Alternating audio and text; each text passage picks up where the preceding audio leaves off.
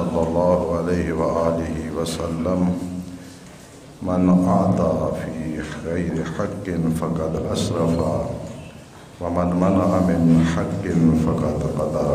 اسراف کے موضوع پہ گفتگو ہو رہی تھی جو حدیث مبارک سرکار کائنات صلوات اللہ علیہ وآلہ سے منقول تلاوت کی ہے۔ اس میں حضرت نے ارشاد فرمایا کہ جو ناجائز خرچ کرتا ہے، جہاں حق نہیں ہوتا وہاں خرچ کرے تو اسراف کر رہا ہے، اور جو حق سے مال کو روکے وہ کنجوسی کر رہا ہے۔ ایک طولانی حدیث حضرت صادق صلوات اللہ علیہ سے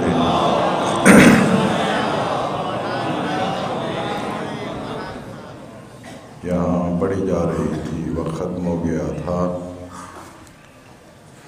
کہ جو سفیان ثوری تھے، حضرت صادق صلوات اللہ علیہ کی گفتگو ہے۔ یہ ایک صوفی منش انسان تھا، اور ان کا عام شعار یا نعرہ یہ ہوتا ہے کہ انسان کے پاس مال و دولت نہیں ہونا چاہیے، جو کچھ ہو وہ لوگوں میں تقسیم کر دے، اپنے پاس کچھ نہ رکھے۔ اسی نظریہ کے تحت حضرت سے اس کی گفتگو ہوتی ہے۔ بہت طولانی گفتگو ہے، اس حدیث کے چند نکات جو ہیں وہ یہاں میں پیش کر رہا ہوں۔ ایک حصہ پہلے آپ کی خدمت میں تلاوت کر چکا ہوں، جس میں حضرت نے مال کے خرچ کرنے میں کس کو تقدیم دینی چاہیے، کس کو ترجیح دینی چاہیے، یہ بیان فرمایا تھا۔ اب حدیث کا تسلسل جاری رکھنے کے لیے پھر تیزی سے وہ پہلا حصہ تلاوت کر رہا ہوں کہ حضرت نے ارشاد فرمایا کہ جو وہ 5 یا 7 دینار یا درہم خرچ کرنا چاہتا ہے تو ان میں سب سے بہترین مورد یہ ہے کہ ما انفق الانسان علی والدیہ۔ سب سے پہلے جو مورد ہے وہ یہ ہے کہ انسان اپنے والدین پہ خرچ کرے۔ یہ پھر اپنے ذہنوں کے سپورٹ کر لیں کہ حتیٰ اپنے پہ اور اپنے بال بچوں کی ضروریات پہ خرچ کرنا یہ دوسرے نمبر پہ ہے، پہلے والدین کی ضروریات کو پورا کرنا۔ ہم ہمیشہ یہ سوچتے ہیں کہ پہلے یہ ضروریات پوری کر لیں، البتہ ان کی جو جائز ضروریات ہیں، کھانے پینے کی ضروریات ہے، دوائیں ہیں، رہائش کی ضروریات ہے، یہ ضروریات سب سے پہلے ہماری کمائی میں ان کا حق ہے۔ یہ میں نہیں کہہ رہا، حضرت صادق صلوات اللہ علیہ فرما رہے ہیں۔ ثم ثانیہ تو نمبر پہ آتا ہے علی نفسہ و عیالہ، کہ خود اپنے پہ خرچ کرے اور اپنے اہل و عیال پہ خرچ کرے۔ پھر تیسرا نمبر آتا ہے علی قرابت الفقراء، اپنے نادار رشتہ داروں پہ خرچ کرے۔ اور پھر چوتھا نمبر آتا ہے کہ علی جیران الفقراء، جو نادار اس کے ہمسائے ہیں ان پہ خرچ کرے۔ ثم الخامسۃ فی سبیل اللہ، پھر پانچواں مورد یہ ہے کہ راہ خدا میں خرچ کرے، مسجد پہ خرچ کرے، امام بارگاہ بنوائے، رستہ بنوائے۔ یہ اس قسم کے جو نیکی کے کام ہیں، دوسروں کی مشکلات میں ان کا ساتھ دے۔ یہ ترتیب حضرت صادق صلوات اللہ علیہ نے انسان کی کمائی کے متعلق بتائی ہے۔ جو اس پوری ترتیب میں ذہن نشین کرنے والی بات ہے وہ یہ ہے کہ یہ جو والدین ہیں ان کا سب سے پہلا حق ہے ان کی ضروریات کو پورا کرنا، اور یہ ہم جو فی سبیل اللہ اور راہ خدا میں خرچ کرتے ہیں یہ آخری نمبر ہے۔ اور خود حضرت نے جملہ فرمایا ہے وہ بھی بڑا غور طلب ہے، وَهُوَ أَخَصُّهَا أَجْرًا۔ وہ جو 4 موارد ہیں پہلے ذکر کیے ہیں ان میں سے سب سے کم اجر فی سبیل اللہ میں خرچ کرنا ہے۔ یعنی اگر وہ موارد پائے جا رہے ہیں تو ان کو مقدم کرنا ہوگا۔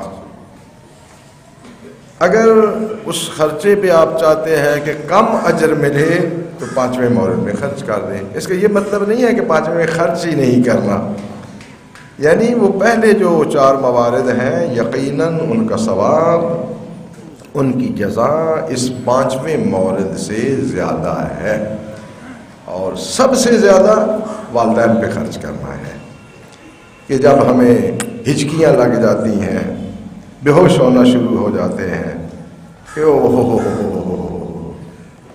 ماں باپ کا خرچہ ہی پورا نہیں ہوتا، حالانکہ وہاں 1 روپیہ خرچ کیا ہوا اللہ کے ہاں زیادہ قیمت رکھتا ہے۔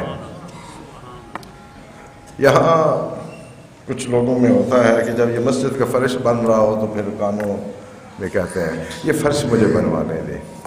بھائی اس مسجد کے فرش سے زیادہ قیمتی ہے والدین پہ خرچ کرنا۔ وہاں اپنے بہن بھائیوں سے مقابلہ کریں کہ دوسرے کو موقع نہ ملے مجھے مل جائے، وہاں کوئی نہیں کرتا۔ بہرحال یہ 5 موارد ذکر کرنے کے بعد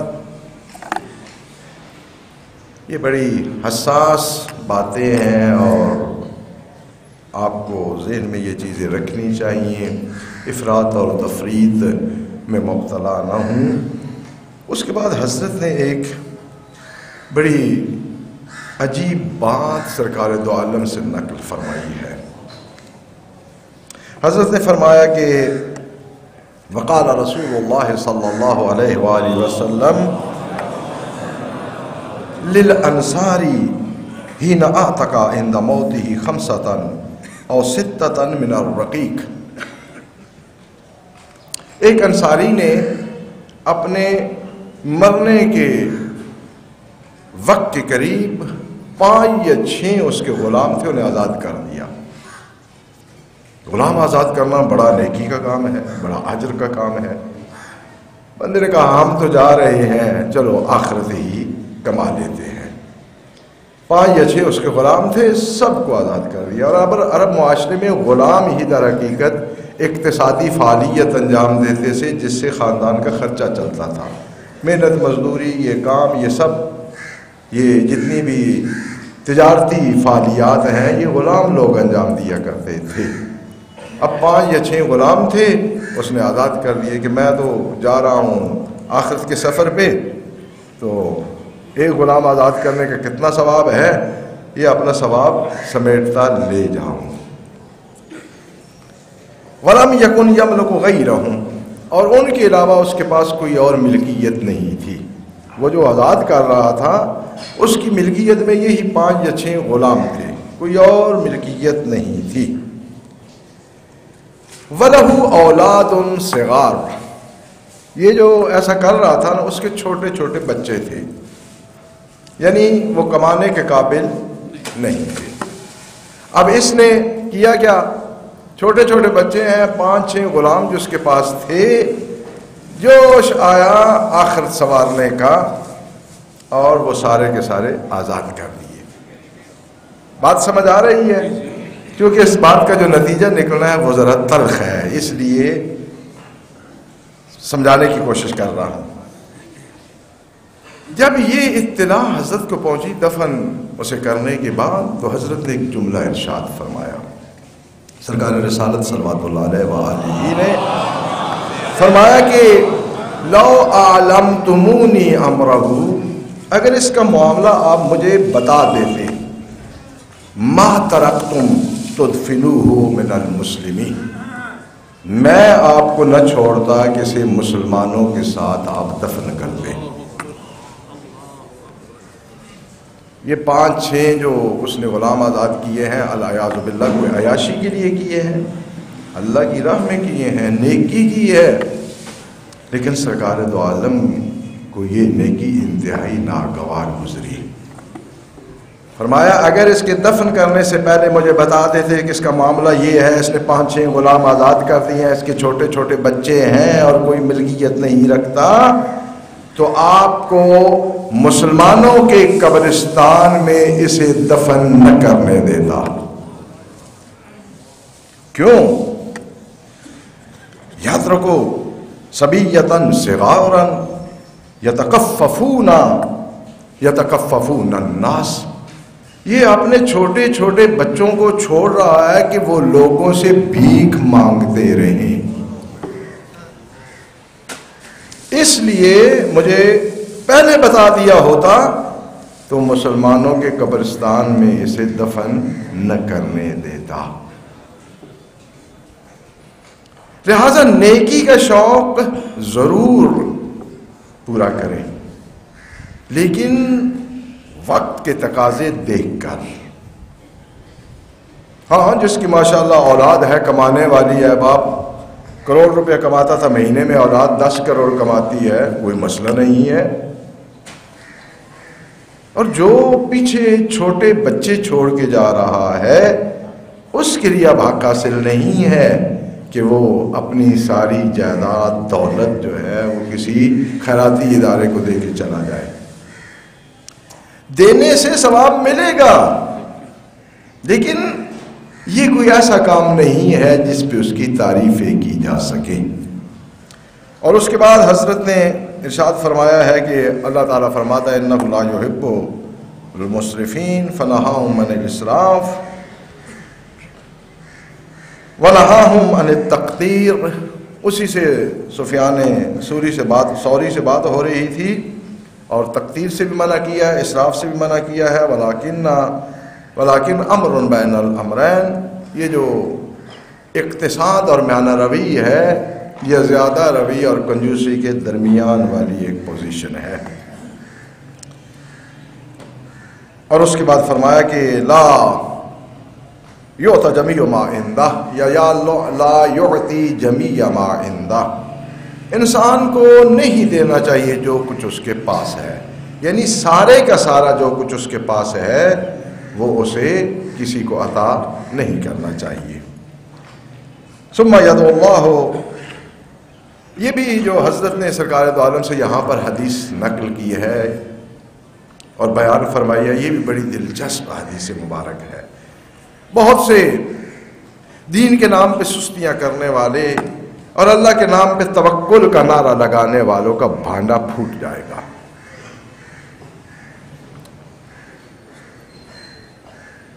ہمارے معاشرے میں یہ ہوتا ہے کہ ہر سستی کا مجوز جو ہے وہ یا درویشی قرار دے دی جاتی ہے، یا کوئی ایک اخلاقی واقعہ پیش کر کے اپنی سستی کو شرعی قابل تعریف بنا دیا جاتا ہے۔ افراط و تفریط جہالت ہے، جہالت یہ کام کرواتی ہے کہ انسان حد سے تجاوز کر جاتا ہے۔ علم اس چیز کو نہیں مانتا، نہ کرنے دیتا ہے۔ جو علم کی بات مانتے ہیں، کچھ ہوتے ہیں جانتے ہوتے ہیں، لیکن علم ان کا بگاڑ کچھ نہیں سکتا۔ میں کہیں اپنے شاگردوں کے لیے کہتا ہوں، 2-4 سال کے بعد جب جانے لگتے ہیں کہ بھائی آپ 5-7 سال مجلس سے میں رہے، لیکن الحمدللہ رب العالمین آپ نے علم سے جو معصومیت تھی وہ اپنی متاثر نہیں ہونے دی۔ جس طرح معصوم عن العلم آئے تھے، اسی طرح معصوم عن العلم جا رہے ہیں۔ یہ ادنی سی تعریف ان کی خدمت میں پیش کر دیتا ہوں کہ آپ کو مدرسے کی زندگی جو ہے اس نے کوئی داغدار نہیں کیا ہے کہ آپ وہ جو عصمت دے کے آئے تھے نا علم سے، اس میں کوئی خرابی آئی ہوئی ہو، کوئی الحمدللہ ایسا حادثہ نہیں ہوا ان 5-7 سالوں میں۔ کچھ لوگوں کی یہ پوزیشن ہوتی ہے، وہ معصوم عن العلم ہوتے ہیں۔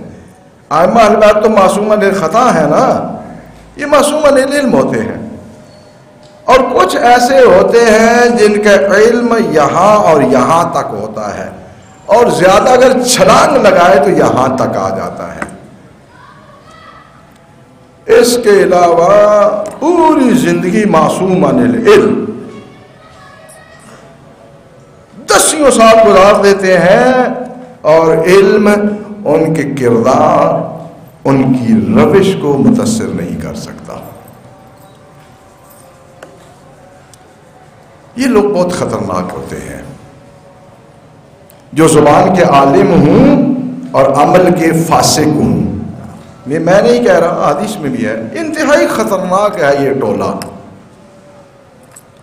دین کی بات ہونے لگے تو دین کے ستون بن جاتے ہیں، سمجھتے ہیں کہ اگر ہم نیچے سے ہاتھ اٹھا لیں گے نا تو یہ دین کا آسمان زمین پہ گر پڑے گا. یہ چودھری مارکا جو ہوتے ہیں نا معاشروں میں، تنظیموں میں، مقدس مقامات پہ، یہ وہی ہوتے ہیں جنہوں نے دینی چند امور رٹے ہوتے ہیں مجھے اور آپ کو روک دینے کے لیے کہ ہم بڑے دین کے پاس کرنے والے ہیں، جانتے ہیں، سمجھتے ہیں، اور دو چار چیزیں آپ کو سنا دیں گے تاکہ آپ متاثر ہو جائیں کہ بہت دیندار شخص ہے. اس نے امامہ رکھا ہو یا نہ رکھا ہو، جس کی عمل سے اس کا علم ظاہر نہیں ہو رہا، ایسا علم پھیلانے والا بھی نقصان پہنچاتا ہے. مذہب کا کچھ سوارتا نہیں ہے بلکہ مذہب کا بگاڑ دیتا ہے. حضرت نے فرمایا کہ یہ نہیں چاہیے کہ سارے کا سارا مال خرچ کر دے جو کچھ اللہ نے اسے دیا ہے، ثم یدعو اللہ ان یرزقہ، پھر بیٹھ جائے مسلے پہ دونوں ہاتھ بلند، خدایا اب میرے پاس تو کچھ نہیں بچا، کچھ مجھے عطا کر دے، کچھ مجھے رزق دے دے.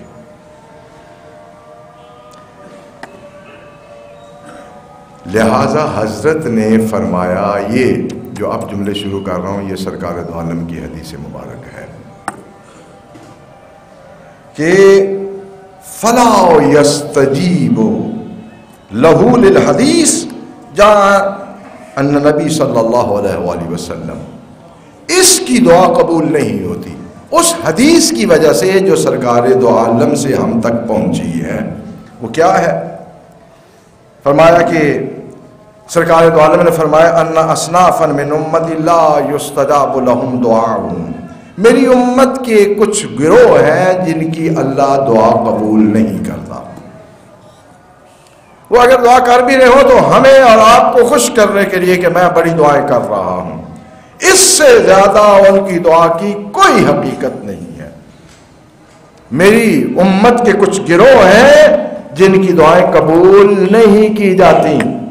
یاد فرما لیں، یہ بڑا زندگی کا مہم مسئلہ ہے جسے اس حدیث میں بیان کیا گیا ہے. رجل یدعو علی والدیہ، پہلا وہ شخص جو اپنے والدین کے خلاف بد دعا کرتا ہے، اس کی دعا کبھی قبول نہیں ہوتی.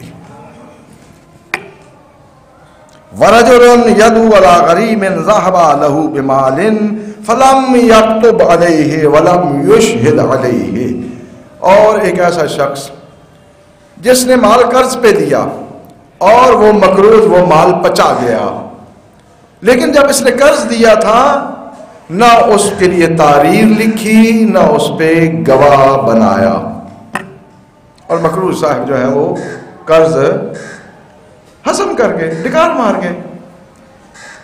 تو پھر یہ اب دعائیں کرتا ہے، خدایا وہ میرا قرض پھنسا ہوا ہے، کسی سے لیجیے واپس ہے. اللہ اس کی دعائیں قبول نہیں کرتا.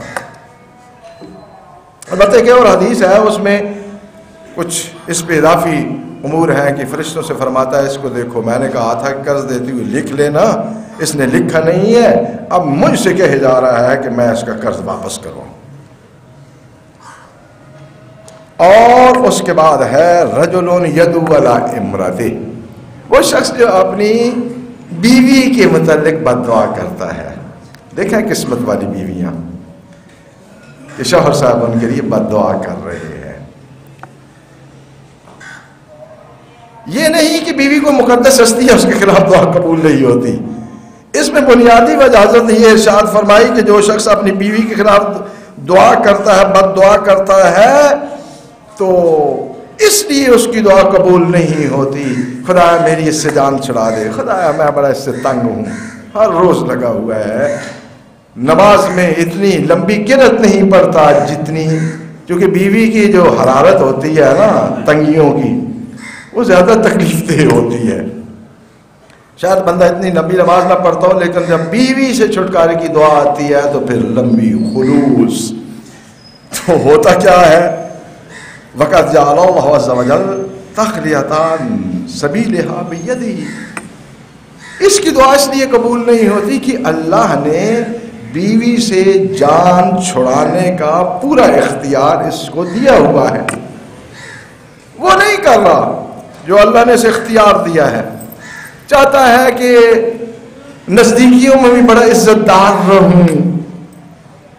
یہ بھی نہ ہو کہ میں نے کچھ کیا ہے اللہ ہی کچھ کرے, میں تو گالیاں نہیں لے سکتا, میں تو دھمکیاں نہیں لے سکتا. او بھائی اللہ نے کچھ نہیں کرنا, آپ کو یہ حرارت اور یہ سینک اسی طرح ملنا ہے. اس لیے کہ اللہ نے آپ کو حق دیا ہے, دلیری کرو, آپ استعمال کر لو. نہیں کر سکتے تو پھر مصلے پہ بیٹھ کے اس کے خلاف دعائیں نہ کریں, ٹائم ضائع کر رہے ہیں, کوئی اور نیکی کا کام کر لیں. اور اس کے بعد ہے کہ ورجل یقعد فی بیتہ, درویش منش اللہ پہ توکل کرنے والے. ایک شخص ہے جو گھر میں بیٹھا ہوا ہے اور دعائیں کی جا رہا, خدایا میرے رزق میں اضافہ فرما دے, خدایا میرے رزق میں اضافہ فرما دے. وہ دوسری حدیث کے جو الفاظ ہیں اس سے سخت تر ہیں کہ اللہ پاک فرشتوں کو خطاب کر کے فرماتا ہے اسے دیکھو میں نے طاقت دی ہے, صحت سلامتی رکھتا ہے, آزاد درست ہے, کرنے کے لیے کوئی کام کرنے کے لیے تیار نہیں ہے, یہاں بیٹھا ہوا مجھ سے رزق مانگے جا رہا ہے, میں اسے کیسے رزق دوں. یہ درویشی ہر بندے پہ چھا گئی ہے. جو محنت سے اچھا بھلا کما سکتے ہیں بھائی بس گزارا ہو جاتا ہے, کیا کرنا ہے زیادہ. بھائی آپ کو ضرورت نہیں ہے, آپ کے مستحق رشتہ دار ہیں ان کو ضرورت ہے, معاشرے کے مستحق لوگ ہیں ان کو ضرورت ہے, جتنا جائز کما سکتے ہو کماؤ. یہاں توکل یاد آ جاتی ہے, یہاں اللہ پہ یقین بڑا ان کو یاد آ جاتا ہے. بھائی اللہ نے آپ کو کمانے کا حکم دیا ہے, جتنا کما سکتے ہو کماؤ, جائز جتنی اپنی ضرورت ہے خرچ کرو, دوسرا جو بچتا ہے نیکیوں پہ خرچ کرو, معاشرے کے کمزور لوگوں پہ خرچ کرو. نہیں, یہاں توکل ہے, دنیا طلبی ہو جائے گی. رجل یقعد فی بیتہ ویقول رب ارزقنی, بیٹھے ہیں اپنے گھر میں اور صبح شام عملیات, یہ تاکیبات کی کتابیں مختلف یہاں بہت بکتی ہیں, ان کی ہر دعائیں پڑھی جا رہا ہے, اس سے رزق میں اضافہ ہوتا ہے, اس میں جنتری پہ جتنے رزق کے اعمال ہوتے ہیں یہ پڑھ دو وہ پڑھ دو. اب جنتری والے لکھیں گے کہ بھائی اس کا کوئی فائدہ نہیں ہے جب تک محنت نہیں کرو گے. جنتری کون خریدے گا, کتاب عملیات کی کون خریدے گا, یہ بھی ساتھ لکھا ہو. بھائی آپ دعاؤں کے جتنے 1.25 لاکھ نکلوانا چاہیں نکلوا لیں, رزق تبھی ملنا ہے کہ اس کے لیے کوشش کرنی ہے, کام کرنا ہے, جستجو کرنی ہے. روٹی والی بات وہ آپ گھر بھی پڑے رہے, اللہ پاک آپ کو دیتا رہے گا, کھانے کے لیے آپ کو ملتا رہے گا. البتہ بسا اوقات اس کھانے کے ساتھ لازمہ چمکیاں بھی ہوں گی, گالیاں بھی ہوں گی, پڑا ہوا ہے کوئی کام نہیں کرتا. پرانے زمانے میں جو ہے نا وہ شادی کو ایک بڑا مؤثر ذریعہ سمجھا جاتا یا موٹر سمجھی جاتی تھی. جو لڑکا کام نہیں کرتا تھا جوان کہتے تھے اس کی شادی کر دو, یعنی یہ بھی عجیب ہے, شادی کر دو یعنی ایک پہلے بیکار پڑا ہوا ہے, ایک اور بیکار کا خرچہ اپنے گلے میں ڈال لو. وہ صرف اس لیے ہوتا تھا کہ کچھ شرم کر کے کہ بھائی پہلے میں گھر والوں پہ بوجھ تھا, اب ایک اور بھی آ گئی ہے, یا کوئی خاتون جو ہے اسے کچھ سنائے گی تو ہو سکتا ہے اس کا میٹر کام کرنا شروع کر دے. گھر میں بیٹھا ہے رب ارزقنی رب ارزقنی, سورہ واقعہ پڑھے جا رہا ہے, لا الہ الا انت, پتہ نہیں اس کو کیا کہتے ہیں, خاص ہماری اصطلاح ہے, آیت مجیدہ کا ایک وہ لاکھ ہوتا ہے وہ پڑھوا رہے ہیں. یہ بھائی کچھ نہیں ہوگا, یہ ضرور کریں دعائیں لیکن جا کے کوشش بھی تو کریں. یہ دولانی ہے, یہ جملے اپنے ذہن کے سپورٹ کریں. فرمایا حضرت نے کہ بیٹھا ہوا ہے گھر اور اللہ سے کہتا ہے خدا مجھے رزق دے دے, ولا یخرج, گھر سے نکلتا ہی نہیں ہے, ولا یطلب الرزق, رزق کو تلاش ہی نہیں کرتا. فیقول اللہ عز وجل, تو خدا بند متعال فرماتا ہے اس کے یہ کارنامے دیکھ کے لہو عبدی، او میرے بندے، الم نجعل لک السبیل الی الطلب والضرب، کیا میں نے راستہ مقرر نہیں کیا ہے کہ جہاں سے تو رزق کو طلب کرے اور گھومے پھرے، فی الارض بجوارہم سہیا، تیرے سب اعضاء سلامت ہیں، ان کے ساتھ چل پھر، کوشش کر، رستے ہیں مقرر، ان میں جا کے اپنی انرجی لگا، پھر اس کے بعد جو ہے فتکون قد اعذرت فیما بینی و بینک فی الطلب لاتباع امری، اگر یہ کر لے گا پھر میرے حکم کی پیروی میں تو معذور سمجھا جائے گا، یعنی تو نے اپنی کوشش کر دی، اب اگر رزق نہیں آ رہا تو پھر تو معذور ہے، پھر تیرے ذمے کوئی عذر، پھر تیرے ذمے کوئی گناہ نہیں ہے، ملے کہ لا تکون کلن علی اہلک،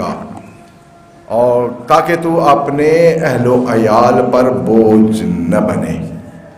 مجھے واقعہ یاد آ گیا ہے امیر المومنین علیہ السلام، ابھی حدیث تو لانی ہے، کچھ گھر کے ضروریات کے لیے حضرت نے سامان خریدا، اٹھا کے لا رہے تھے، تو راستے میں شاید کسی صحابی نے یا کسی غلام نے آگے بڑھ کے وہ سامان اٹھانے کی کوشش کی، تو حضرت فرمایا نہیں، یہ میں نہیں اٹھانا ہے چونکہ میری ذمہ داری ہے۔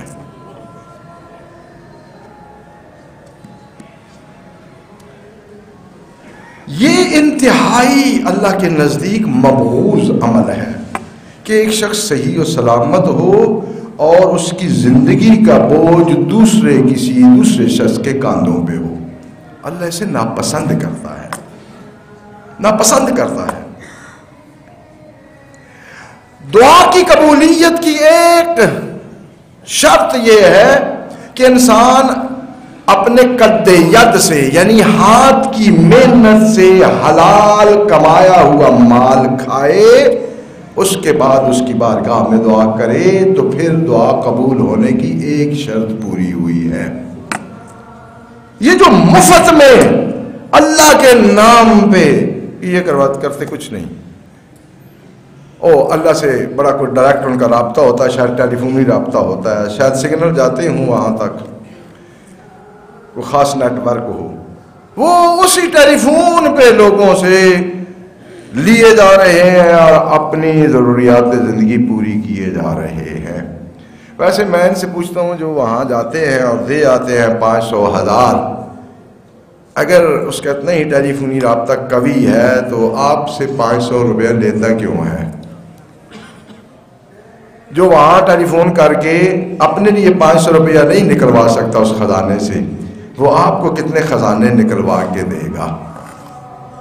لیکن کہتے ہیں صاحب الحاجت کل مجنون، جو صاحب حاجت ہوتا ہے نا، یہ ضرورت مند، یہ دیوانہ ہوتا ہے، اسے کچھ پتہ نہیں چلتا کہ میں سیدھا کام کر رہا ہوں یا الٹا کر رہا ہوں، اسے تو اپنی حاجت تک پہنچنا ہوتا ہے تاکہ تو اپنے اہل و عیال پر بوجھ نہ بن سکے۔ وَإِن شِئْتُ رَزَقْتُكَ، تو جب یہ کام کر لے گا پھر میری مرضی ہے، مجھ پہ کوئی حکومت نہیں کر سکتا، کوئی مجھ سے لے نہیں سکتا، میری مرضی ہے، تو محنت کرے، اس کے بعد میری مرضی ہے، اگر چاہا تو تجھے رزق دے دوں گا، وَإِن شِئْتُ قَتَلْتُ عَلَيْكَ، اگر چاہا تو پھر بھی تجھ پر تنگی رکھوں گا۔ میرا کام ہے محنت کرنا، پھر اس کا فیصلہ ہے، چاہے تو میرے رزق میں وسعت پیدا کر دے، چاہے تو میرے رزق میں تنگی رکھے۔ وَأَنْتَ غَيْرُ مَعْذُورٍ عِنْدِي وَرَجُلٌ، یہ بھی سن لیں تاکہ حدیث مکمل ہو جائے، وَرَجُلٌ رَزَقَهُ اللَّهُ مَالًا كَثِيرًا فَأَنْفَقَهُ۔ آپ کو تو شاید ایسے موقع نہیں ملتے ہوں گے، مولویت کے جرمانہ یہ ہے کہ یہ ساری داستانیں ہم کو سننی پڑتی ہیں۔ او جی حالات بڑے تنگ ہیں، والد محترم کے 30 ٹرک ہوا کرتے تھے، وہ مارکیٹ ہماری ہوا کرتی تھی، یہ ہمارا ہوا کرتا تھا، ماضی ہو گیا۔ یہ حدیث کے لفظ ہے، میری کوئی تعبیر تفسیر نہیں ہے۔ اس شخص کی بھی اللہ دعا قبول نہیں کرتا کہ رجلن رزقہ مالا کثیرا، جسے اللہ نے بہت زیادہ مال عنایت کیا ہو، فانفقہ، اس نے وہ سارے کا سارا خرچ کر دیا اپنی عیاشیوں میں، اپنی خواہشات کی تکمیل میں. ثم اقبل یدہ، پھر آیا اللہ کی بارگاہ میں دعا کرنا شروع کر دی. رب یا رب ارزقنی، خدایا مجھے رزق دے دے، مجھے رزق دے دے، مجھے رزق دے دے. فیقول اللہ عز وجل، یہ بھی اتنا خطرناک کام کر بیٹھا ہے کہ اللہ پاک اس کے جواب میں خطاب فرماتا ہے، الم ارزقک رزقا واسعا، کیا میں نے تجھے وسیع رزق عنایت نہیں کیا تھا؟ فہلا اقتصدت فیہ، تو نے اس میں میانہ روی سے کام کیوں نہیں لیا؟ میں نے رزق وسیع دیا تھا، یہ بھی تجھے حکم دیا تھا کہ میانہ روی سے اسے خرچ کرنا ہے. اور وَلِمَا تُسْرِفْ، تو نے اسراف کیوں کیا؟ وَقَدْ نَهَيْتُكَ عَنِ الْإِسْرَافِ، میں نے تو تجھے اسراف سے روکا ہوا تھا. تو نے فضول خرچی میں سب کچھ خرچ کر دیا. تو اس شخص کی بھی اللہ پاک دعا قبول نہیں کرتا. جس شخص کی دعا اتنی رحیم ذات ٹھکرا دے، وہ کتنا گھٹیا شخص ہوگا، اس کی کتنی کم قیمت ہے، بلکہ اس کے لیے لفظ قیمت کہنا بھی درست نہیں ہے. لہذا اہل بیت علیہم السلام کے بیان کردہ ان حقیقتوں کو اپنی زندگی کا حصہ بنائیں. صرف زبان سے عالم بننے کی کوشش نہ کریں، جو سنتے ہیں، جو کہتے ہیں، اسے اپنے جسم پہ لاگو کریں، اپنے اعمال پہ لاگو کریں، تاکہ اس قسم کی قباحتوں اور برے نتائج سے اپنے آپ کو بچا سکے. بارگاہ رب العزت میں مصرانہ دعا ہے کہ